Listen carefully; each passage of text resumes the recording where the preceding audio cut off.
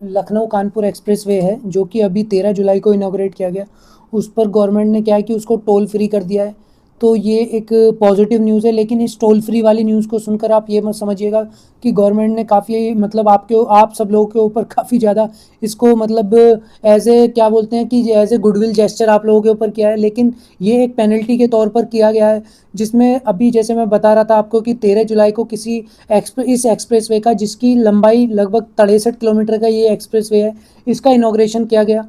और क्या है कि 26 जुलाई को इसमें क्या है कि आपका स्लिपरी होना, या फिर क्या हम बात करें कि आपका बेसिकली क्या है कि गड्ढे होने की खबर सामने आई। और जिसके बाद में क्या है कि इस एक्सप्रेसवे को सरकार ने इसको टोल फ्री कर दिया अंटिल, जब तक क्या है कि जो भी इसमें इशू सामने आ रहे हैं, जब तक वो रिपेयर या फिर क्या है कि रिकंस्ट्रक्शन उनका नहीं किया जाता या वो ठीक नहीं किए जाते हैं। अब देखिए, हम बात करें कि ये जो प्रोजेक्ट था, ये 4200 करोड़ रुपए का प्रोजेक्ट था। और इसको क्या है कि अभी 13 जुलाई 2026 को इसका इनॉग्रेशन किया गया। मात्र 13 दिनों के भीतर इस प्रोजेक्ट में क्या है कि इस एक्सप्रेसवे में दिक्कतें आनी स्टार्ट हुई, गड्ढे आना, और क्या है कि चीज़ें मतलब क्या है कि काफ़ी ज़्यादा उसके जो रोड है उसका अनस्टेबलाइज होना, और क्या है कि बारिश का एक बार की बारिश ना झेल पाना। इस प्रोजेक्ट को क्या है कि एक लॉन्ग टर्म विजन के साथ में स्टार्ट किया गया, और बात करें कि वो प्रोजेक्ट क्या है 1 साल भी नहीं झेल पाया। अब देखिए क्या है कि हम सबसे पहले बात करें कि एनएचएआई ने उसके ऊपर क्या क्या एक्शन लिए।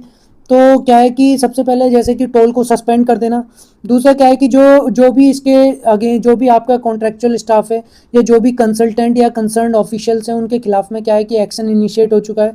उसके बाद में क्या है कि जो पीएनसी इंफ्राटेक लिमिटेड है, इसको क्या है नॉन परफॉर्मर की कैटेगरी में डाल देना, या उसको कुछ टाइम के लिए जो आपका क्या है कि बिडिंग जो भी होती है आपका, हम बात करें कि पीपीपी मॉडल की, या फिर क्या है कि आपका जो जिसके तहत में क्या है हाइब्रिड मॉडल, जिसके तहत ये बिडिंग होती है, और क्या है कि प्राइवेट कंपनीज इन इंफ्रास्ट्रक्चर को बिल्डअप करती हैं, टेंडर्स निकलते हैं, उसके लिए उसको बैन कर देना। और इसके बाद में क्या है कि सो कॉज नोटिस देना, और इस पर 2% की पेनल्टी भी लगाई गई। इसके बाद में क्या है कि एक्सपर्ट कमेटी कॉन्स्टिट्यूट की गई है, जो कि आईआईटी कानपुर के जिसमें एक्सपर्ट्स रहेंगे, और जो कि ये जांच करेगी कि किस वजह से इस तरीके की चीज़ें हुई। और देखिए क्या है कि आपका बात करें कि आपका कॉन्ट्रैक्टर के अगेंस्ट में या इस तरीके के एक्शन इनिशिएट किए गए। अब लोग कहते हैं कि करप्शन को जस्टिफाई कर देते हैं कि भाई करप्शन से चीज़ें क्या है कि हो जाती हैं, लेकिन करप्शन से चीज़ें हो जाती हैं, और क्या है कि जितने किस तरीके की चीज़ें हो जाती हैं वो आप सब लोगों के सामने है। भाई आपने बिहार में ये ज़्यादा देखने को मिलता है कि आपका पुल जो अभी बना था वो बह गया, नदी के बहाव में ही बह गया। इसके बाद में अभी इस एक्सप्रेसवे का हाल देख लिया कि किस तरीके से वहाँ पे आपका गड्ढे पड़ गए, 13 दिन भी वो हाईवे एक बारिश को नहीं झेल पाया एक्सप्रेसवे। और इस तरीके से चीज़ें तो देखिए क्या होता है ना कि जब भी करप्शन आपका क्या है, जैसे आपका ये जो प्रोटेस्ट होना या चीज़ें होना, तो वहाँ पे भी आप लोगों ने देखा कि भाई क्या कि जो हमारे आने वाले इंजीनियर्स हैं वो किस तरीके के होंगे, या किस तरीके से चीज़ें होंगी।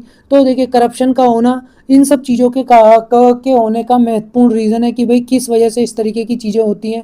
और 13 दिन कोई एक्सप्रेसवे जिसको 4200 करोड़ रुपए की लागत से बनाया गया, वो 13 दिन नहीं झेल पाया। वो अपने आप में काफ़ी क्या है कि इसके लिए काफ़ी शर्मिंदाजनक है कि आपका एक एक्सप्रेसवे बनाया गया जो 63 किलोमीटर की मात्र लंबाई का था, और इसमें क्या है कि 13 दिन के अंदर ही इस तरीके की घटनाएं हुई। देखिए अब देखिए देखना ही है कि आगे चीज़ें किस तरीके से होती हैं। नो डाउट आने वाले कुछ टाइम में क्या है टोल भी लगेगा वहाँ पर, और बाकी की चीज़ें भी लगेंगी।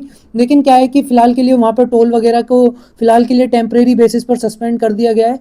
तो आप सब लोग आ जा सकते हैं, लेकिन थोड़ा सा सेफ्टी के साथ ही जाएँ, क्योंकि अगर वहाँ पर 13 दिन के अंदर ये हाल है तो आगे भी हो सकता है किसी तरीके की दुर्घटना या किसी तरीके की चीज़ें हों। तो बाकी देखिए यह है कि आप इस वीडियो को बनाने का मोटिव भी यही है कि थोड़ा सा करप्शन के अगेंस्ट में किस तरीके से करप्शन सोसाइटी कंट्री के लिए हानिकारक है वो लोगों के बीच में एज ए एग्जाम्पल बताया जाए। बाकी अगर वीडियो पसंद आई हो तो लाइक करें, शेयर करें, सब्सक्राइब करें, और जागरूक रहें, जिम्मेदार बने। Thank you.